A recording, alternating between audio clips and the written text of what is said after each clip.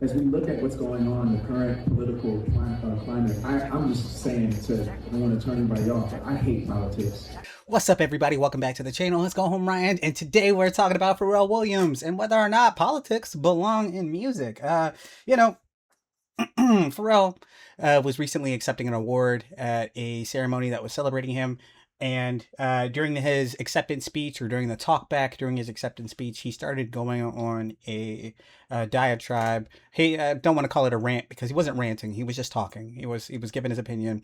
He started talking about his opinion on politics, and he started talking about his opinion on DEI, and about whether or not he actually believes in politics. And in this, he starts talking, and he says, As we look at what's going on, the current political climate, I'm just saying to, I don't want to turn anybody off, but I hate politics.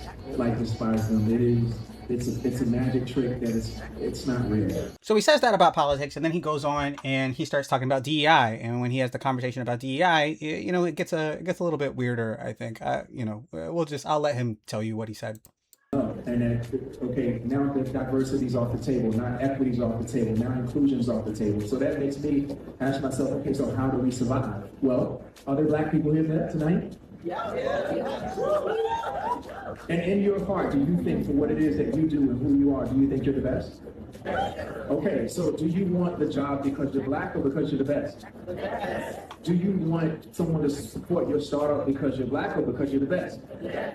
Right, so I think now for me it's about us having the best ambition. That's the reason why you should support these businesses. Yes, they have to be black and brown, but it should be based on the thesis that we're the best, not because we are a total shade of a skin color. It's interesting hearing this from Pharrell. So if you aren't aware of Pharrell's history, Pharrell, he pioneered this movement back in like the 2010s called like the New Black movement, where he was talking about how people need to be new black. And here's a little clip of him talking about that. You told Oprah Winfrey you're a new black, and I just wondered what you mean by that. Well, it was Because again, a lot of people have been wondering what you mean. Well, no, what's it's an old just black if you're a new black. well, no, I can't point to anybody else. The only thing I can tell you is, my experience in being black is that, like, I love what I do, I love who I am, and I make no excuses for what I look like and what that means to me. But I don't, I'm not, I use my mind for my opportunities. I'm not looking for anyone's help because of my skin color. I don't see, my skin color as some affliction or something that holds me back in the world. I am proud of my skin color, and at the end of the day, anything that I do, I celebrate who I am, and I celebrate what my mom and dad made, and that is a new way of looking at my life.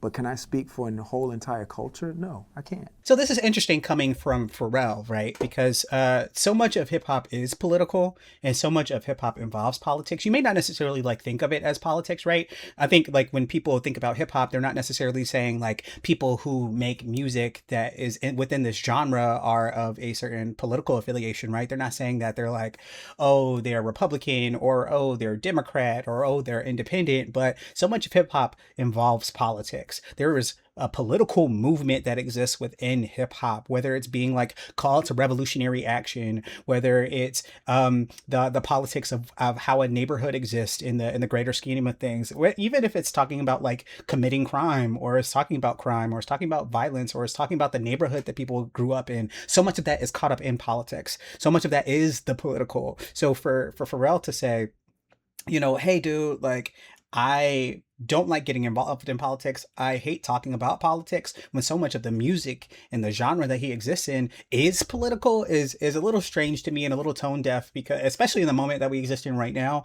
where like the greater political sphere is one that seeks to alienate black and brown folks, and is one that seeks to marginalize black and brown folks. Like, we need to be at the table, the political table, and we need to have our voices heard. And so much of our voice being heard involves art, and involves music, and involves dance, and it involves just all of this stuff, right? And so like it's just a little odd to me that he would say that, especially at a moment like this. But then to turn it over onto the new black face, or the black face of it all. You know, it we've seen, I think, in that last video clip, that Pharrell has kind of been at the center of this conversation for a while now, for the better part of 10 years, about what role blackness plays in success, and what role blackness plays in our greater cultural conversation, in our cultural fabric, and whether or not it should play any role in our cultural fabric. And it's interesting to me, one, that he believes that he can separate himself from blackness. I think of the Jay-Z quote from 444, right? Which is like, I'm not black, I'm OJ. Okay, right? It's like, it's that line, right? That kind of feels like it's being exhibited here by Pharrell, right? Of like, yeah, okay, like, I'm black, my, like, yeah, I have a skin color. Yes, I'm proud of my blackness, but at the same time, like, I am so much more than my blackness, and I'm so much more of a person outside of my blackness. And like, that is, I think, an okay sentiment to have. But then also, we have to remember about how our blackness like informs the way we interact with the world. Pharrell, for all intents and purposes, I think believes himself to be, and Brother Pharrell, I can't speak on your mindset, so this is just how I'm interpreting. If you happen to come across this video, I doubt you will, but if you happen to come across it, this is just how I'm interpreting your words. Is he's kind of separating himself from his blackness, right? He's saying that like he exists a level above it, and a layer above it, and that's not saying anything demeaning about his blackness necessarily. As he said in that last video clip that we saw, that his blackness isn't necessarily an affliction. Isn't an affliction. There's nothing to be negative about. It's something that he's proud of, but it doesn't inform the way he interacts with the world. But I think that's like, just on his face, how he was able to navigate his genre, how he was able to navigate like being a kid in Virginia growing up, how he's able to navigate just the music industry. So much of that was informed by his blackness. So much of that was informed by the way people saw him through the lens of blackness, right? So like, regardless of whether or not he himself wishes to separate himself from it, like he can't, right? Because that's the way the world sees him, and that's the way the world interacts with him on top of that. But on top of that, I feel like there's like a certain privilege in what he's saying here, and why he gets to say this, because he is, for all intents and purposes, rich. And I think there's been a conversation that's existed within the black community for so long, about your wealth, and how your wealth affects your influence, and how your wealth allows you to separate yourself from the layer of race that we're all born with, and that we've like had thrust upon us, right? I feel like that's what he's saying here. Like, wealth will get us into this place of prosperity. Wealth will allow us to exist in the world, and will allow us to interact with the world in a way that we're allowed to forget, and we're allowed to like be proud of our blackness, but like secondarily. But that's not necessarily the case. Oprah goes into a store. I think there was a story that came out. I want to say, again, it was probably like 10 plus years ago. Oprah goes into a store and is racially profiled. You have stories, Tory Lanez. Tory Lanez goes into a store, is also racially profiled, drops a band, multiple bands, you know, to flex and show them, you know, in that store that, I'm who I say I am, right? And all that happens all the time, where people come into the wealth and are still treated like a second class citizen because of their blackness.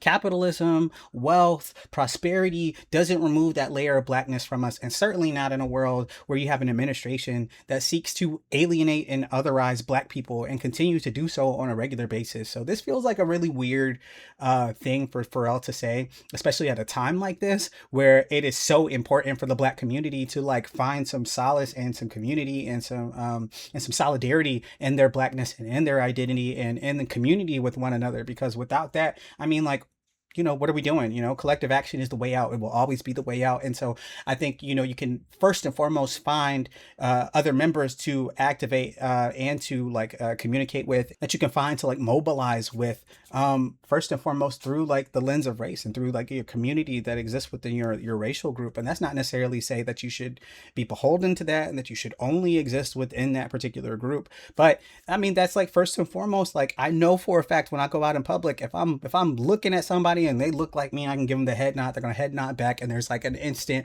rapport that exists, because we know that we share at least one level of cultural experience with one another outside of just being American, because that means so many different things right now to so many different people. And so, yeah, I think it's just it's a misguided And kind of like tone deaf response from Pharrell Williams right now. I feel like he maybe needs to interact with his community more and have more conversations with his community about like what exactly this means. And I'll say like he's in this room. He's a powerful person right now. He's kind of at like at the forefront of music.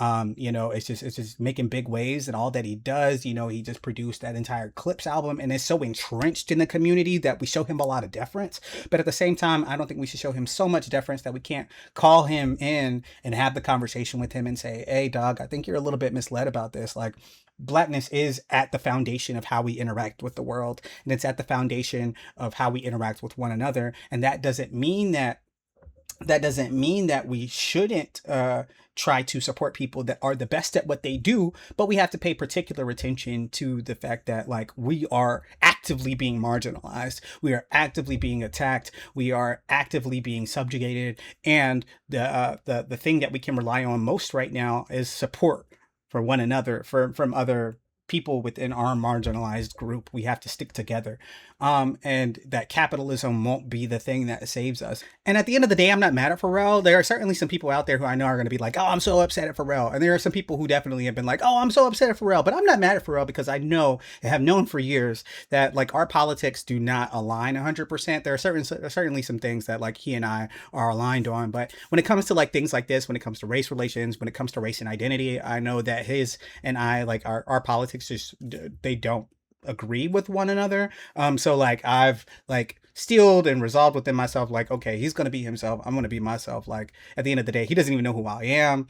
Like for all intents and purposes, it really doesn't matter to me. But there are so many people who are going to take stock in what he says and not seek community with other people that are marginalized just like them, and not seek community with other marginalized communities, or communities within their marginalized identity, because of something like this, because of what he's saying here. And I think that's really what I take issue with. I take issue with the fact that he's using his platform and he's speaking his opinion and doesn't really know what he's talking about necessarily, or is speaking like particularly to he's speaking to his own experience. But somebody somewhere is going to take that same thing and be like, you know what, I'm not going to seek community with this black person. I'm not going to support this black person because they are not the best. And that's like, you know, how do we get better without supporting one another is really the question that I have. How do we become the best without supporting one another? How do we become the best without being community with other people that look like us? How do we become the best if we don't give ourselves an opportunity to be the best? It's really the conversation that I think needs to be had there, and really like what I think is ultimately going to be the fallout of the words like these. And so that upsets me.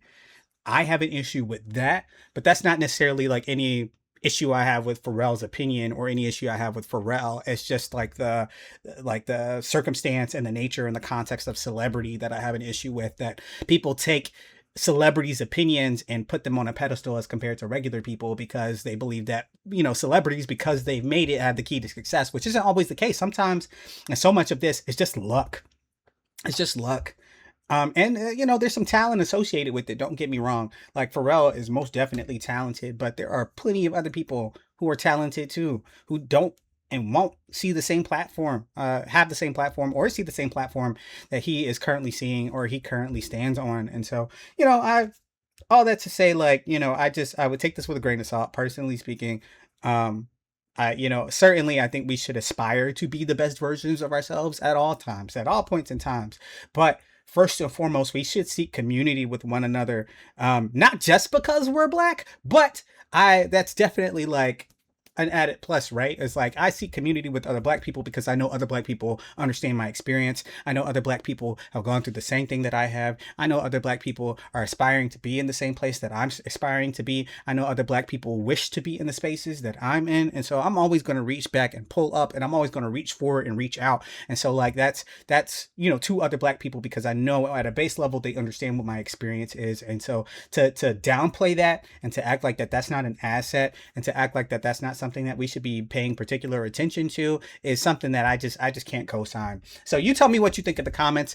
Do you agree with Pharrell's perspective? Do you agree with where Pharrell's coming from? Are you on that same tip that like blackness is secondary to our success and what we should be aspiring to be? Or are you more on the tip that I'm on, which is that, you know, we should seek community within our marginalized identities and use that identity as a stepping stone to, one, build each other up, but then also two, to reach higher heights? You know, you let me know in the comments. We can talk about it. I'm more than willing to offer my opinion on this because it's something that I do think about a lot.